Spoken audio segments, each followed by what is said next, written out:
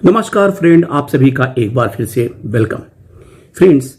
12th बाईपार्टाइट settlement की बातें चल रही हैं और जब कभी ये डिस्कशन में आता है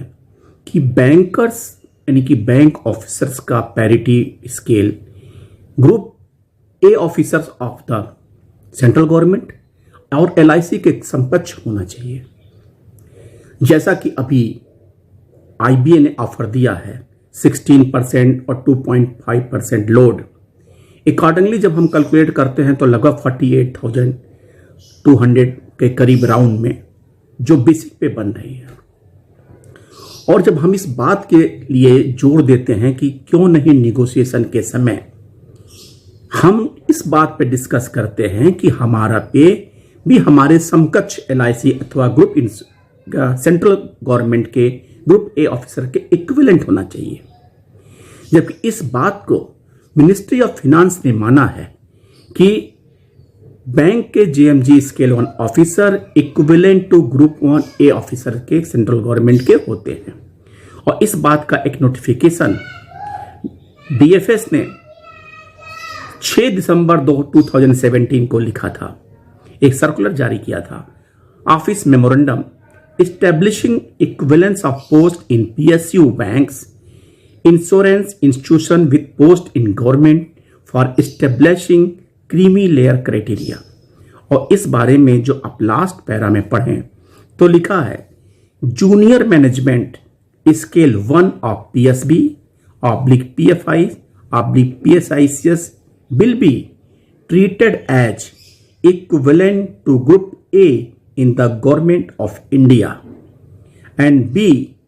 clerks and the peons in PSBs/PFIs/PSICs will be treated as equivalent to group C in the government of India।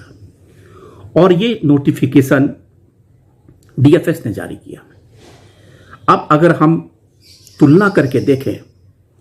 तो 11 बाईपार्टाइट सेटलमेंट के हिसाब से हमारे जो बैंकर्स का जेएमजी स्केल 1 का इनिशियल पे 36,000 से है,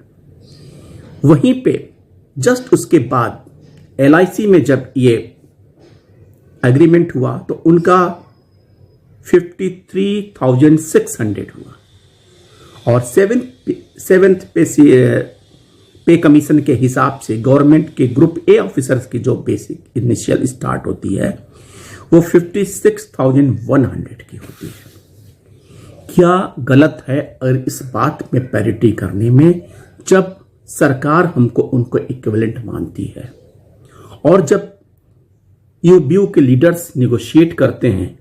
या उनसे किस बारे में कोई डिमांड की जाती है तो उसे अच्छा नहीं समझते। और अगर हमारा 12 बाईपार्टाइट का एग्रीमेंट जिस हिसाब से ऑफर और लोड की बात हो रही है, अगर वो होता है तो हम 48,200 के लगभग इनिशियल पर आएंगे, जो एलआईसी और ग्रुप 1 ऑफिसर्स जो सेंट्रल गवर्नमेंट में उससे हमेशा नीचे रहेंगे, क्योंकि जस्ट इसके बाद एलआईसी का भी सेटलमेंट होना है और वो सेटलमेंट होने के बाद से जल्द उनका भी अगर बढ़ोतरी होगी तो भी हम फिर पीछे मैच नहीं कर पाएंगे। और 7 सीपीसी की बात करें तो अगर उनका 8वां पे कमीशन आता है तो नेचुरली हम उनके समकक्ष जाने की सोच भी नहीं सकते हैं। अगर ये डिमांड हमारे बैंकर्स साथी कर रहे हैं तो यूबीयू को लीडर्स को इस पर ध्यान देना चाहिए, गौर करना चाहिए और कहीं न कहीं इस बात पे प्रेशर होना चाहिए कि हमारा जो बेसिक पे, जो हमारा जो ऑफिसर्स का पे है और जो हमारे क्लर्कर ग्रेड का पे है वो ग्रुप सी के बराबर होना चाहिए। उससे कम पे डिमांड मानना बैंकर इंडस्ट्री को बहुत नुकसान होगा। Thank you friends. नो